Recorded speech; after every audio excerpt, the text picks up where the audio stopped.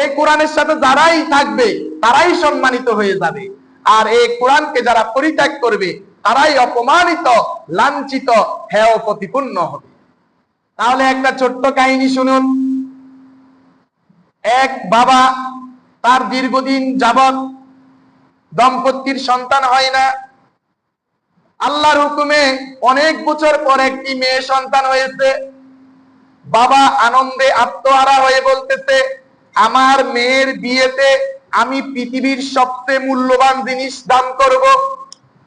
এমন নিয়ত করার সাথে সাথে স্ত্রী বলতেছে, তুমি যে এমন নিয়ত করলা, তুমি তো অত বড় লোক না, তুমি কিভাবে পৃথিবীর শ্রেষ্ঠ মূল্যবান জিনিস দান করবে?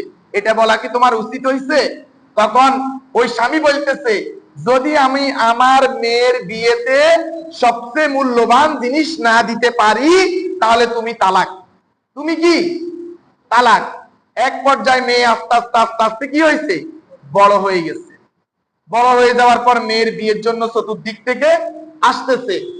এখন মেয়েকে বিবাহ দিবে, কিন্তু সে পৃথিবীর মূল্যবান জিনিস কি সেটাও তো জানে না। সে অনেক চেষ্টা করছে, পৃথিবীর মূল্যবান জিনিস সে দেওয়ার ভাগ্যে নাই। এখন যদি মেয়েকে যদি বিয়ে দিয়ে দেয় আর পৃথিবীর মূল্যবান জিনিস যদি তাকে না দেয় তার সাথে, তাহলে স্ত্রী তালাক হয়ে যাবে। স্ত্রী কি হয়ে যাবে? তালাক হয়ে যাবে। আমাদের দেশে তো আগে মানুষের মুখের জবান ছিল অনেক মূল্যবান। এখনকার আপনার সই হলো তো জাল কবলা।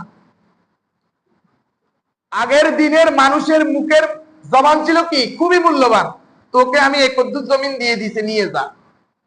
কিয়ামত হয়ে যাবে, তারপরও মুখের কথা লড়বে না। আর আজকাল আমরা 100টা দলিলও যদি সই করি, তারপরও যদি রেজিস্ট্রির অফিসে যাই, এটা তো জাল কবলা হয়ে গেছে। এটা হচ্ছে যে আগের দিনের মানুষের ঈমান ছিল পরিপূর্ণ, বর্তমান যুগের মানুষের ঈমানের পরিপূর্ণতা নাই। এখন বাবা খুব বিপদে পড়ে গেছে, মেয়েকে বিয়ে দিতে পারছে না। এদিকে মেয়েকে বিয়ে দিলে পৃথিবীর মূল্যবান জিনিস দিতে হবে, আর যদি মূল্যবান জিনিস না দেয় স্ত্রী তালাক হয়ে যাবে। এক পর্যায়ে বাবা বিপদে পড়ে গেছে, আল্লাহর এক বুজুর্গের কাছে চলে গেছে।